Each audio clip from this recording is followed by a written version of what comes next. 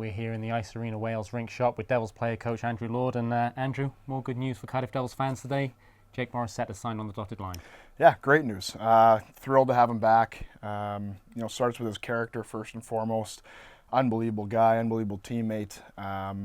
He brings a lot of character to our dressing room, to our on-ice product. Has so much pride in his own details and how he goes about his game. Very much like Mark Richardson. They're kind of one and the same there. How they approach the game, details, work ethic, coming to, get better every day, coming to compete every day. We're very fortunate to have him back. Now, for those fans who maybe don't watch our after-game interviews, but know of Jake Morissette and the consistent player that he is, you always say to me in those interviews when we speak about him, he makes any line he plays on better. What do you mean by that? Yeah, absolutely. He's not, by no means he's the sexiest player or, the most exciting player to watch, but he's got great speed, he's got great hands around the net, and above all else, he plays the game the right way. He plays it by the system. His details are great, and because of that, he's very predictable for his line mates. And if you go and ask anyone on our team, they love playing with Jake Morissette because he distributes the puck quick. He works so hard, game in and game out, and he does have a very high-end skill set when the time comes to make plays. Even chipped in with 24 goals this year. And you talk about those little details. Surely one of the best penalty killers, one of the best shot blockers in the league. And I watched it from the commentary box, and it's just crazy some of the things he does. Absolutely, yeah. It's funny, between him and Richie, they do these things where I think you just almost take it for granted. I think that's why I didn't even bring it up, because he's so consistent with it. Him and Marty are arguably our two best penalty killers. I've seen him block shots now for years, even in practice. And that consistency, that level of commitment, we want and we need more guys like that. Now, I've got to ask you, he's one of the nicest guys I've spoken to, but he is a very, very quiet guy. Is he a different guy in the room? Obviously, he wears an A. Is he a quiet leader? Does he get more vocal? He definitely leads by example, but he definitely gets more vocal. You got to get to know him a little bit. On cameras, definitely maybe not his strong suit or where he's most comfortable, but heck of a guy. Very quietly, very funny. Has a great sense of humor, the guys voted him and Richie, unsung hero, I think it was, and he deserves it. Now, we didn't ask him, but I'll ask you the last mention of Jake Morissette.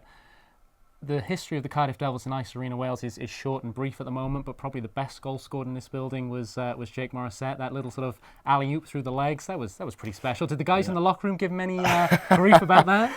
Yeah, they gave it to him a little bit. I think everyone was pretty. It was fun to have 2 years in a row between Cully and him.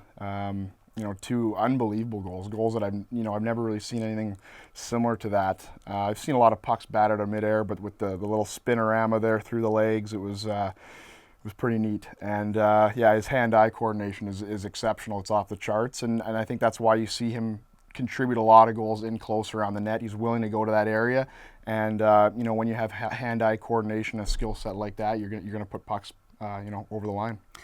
And of course, the other positive news for Cardiff Devils fans today, the announcement that the season starts a little early, mid-August, against KHL opposition. That's got to be exciting. Yeah, it's extremely exciting. I know from the few fans I've spoke to already, seeing a couple of the returning players, everyone's very excited, very pumped up. It was heartbreaking to miss out on the CHL just so narrowly the last 2 years.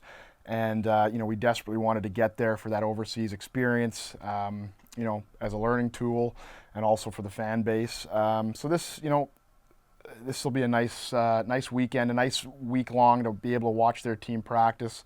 I think it'll be a tremendous learning experience for myself and the guys to see how that team, prepares, how they go about their business, the speed and level they play at. It'll be a huge challenge, but I'm really looking forward to it, and I know the guys are too. Well, I'm excited and nervous because my pronunciation's awful, so I'm going to get working on that. But I think you've got the inside track. You know a couple of the guys on the Zagreb team. Yeah, Gilbert Brulé.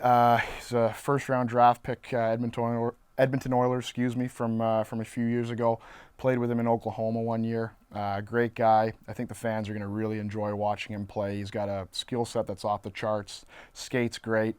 He's got an unbelievable shot, and he's going to be fun for our fans to take a glimpse at. Another one, Tom Zanoski. Spoken to him the last few years. He's gotten better and better over here in Europe, and he'll be another good player for them.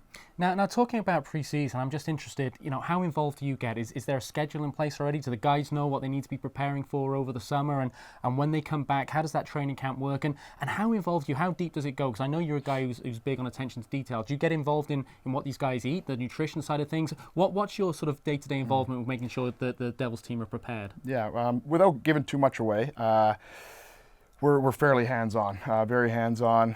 Give the guys a couple weeks off. You got to decompress from the season. You go and a little bit of yoga, you get in the pool, you just get away from the game. Most importantly, it's a physical and a mental break.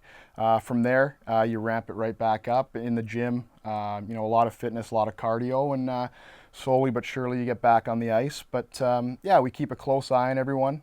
We give them structure. We give them some good guidelines of what to follow, what to do, and at the same time we give them a bit of flexibility because every guy is different. And it's exciting. I think the guys that we have, if you look at all the signings so far, their character and their willingness to improve is what we probably rate the most about each and every one of them, and because of that, they really approach the off season the right way.